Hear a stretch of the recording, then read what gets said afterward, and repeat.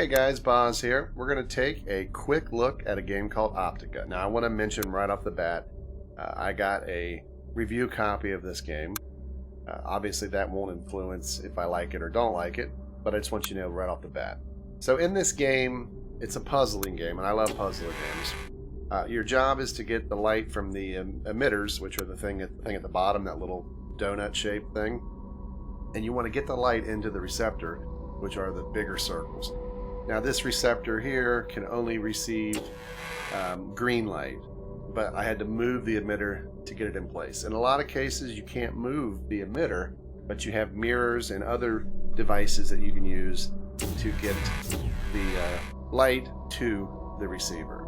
And once you've done that and the receiver's charged up, you move on to the next level. So here you can see here there's kind of like a mirror that I can adjust the size on, and it's because it's too small, so I make it a bigger mirror and it puts a lot more light, which then charges the receiver, and we move on to the next level.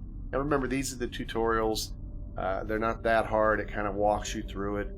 I don't want to play really a lot of levels from the main game, because I feel like if you watch me play it, then it would be a spoiler for you. So I want to let you kind of see what the game's about, give you my thoughts on it, and then, you know, if you like the game, you can go out and buy it. It's available on Steam, and I'll have links to all of this stuff in the description of the video. But you know, there are a lot of different objects in the game that you can use to mess with the light particles. You can see here there's like color filters where you can change the color. This receiver wants red, so we click them till we get the red color. Boom, we're charged. Pretty straightforward, pretty basic. This one needs red. This is, again, kind of like this one here, kind of reminds me of the other one, but it's got a different name. So in some cases, I think there was some repetitiveness to the objects. You know, here's a color filter, which only allows a certain color to go through. In some cases, I kind of just felt like these are all the same. You know, these three things seem very similar in their use. Now this lens obviously lets you adjust the focal point on it, and you can move it. You can click it multiple times. I think it could have been maybe a little bit more clear, like how many options you had on each one of these. But as you can see here, I got it. And then there's the magnet.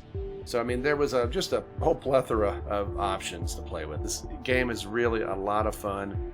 Probably the biggest complaint I have with the main game is I felt like as you play through it, you know, you're used to a game where it goes easy to hard.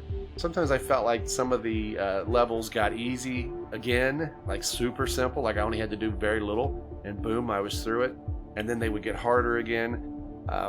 Maybe that was just because I was immediately doing what was supposed to be done, and they were thinking some people might take longer for certain levels. I think it's just kind of a natural progression. But I do think it would have been nicer if they would have had more of a flow from easy to hard. I felt like it kind of bounced around a little bit, and that's probably the only knock I have against it. So if you like these kind of games like I do, this is a great game. It's inexpensive.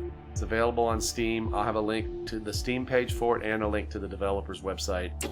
If you like it, check it out, and hopefully you like seeing some of these first looks at different games. I love to show first looks at indie titles and smaller companies, because I think they need to get more out there. Everybody's playing Call of Duty. Everybody's playing the big titles.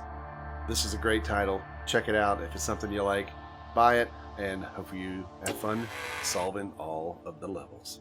Talk to you later.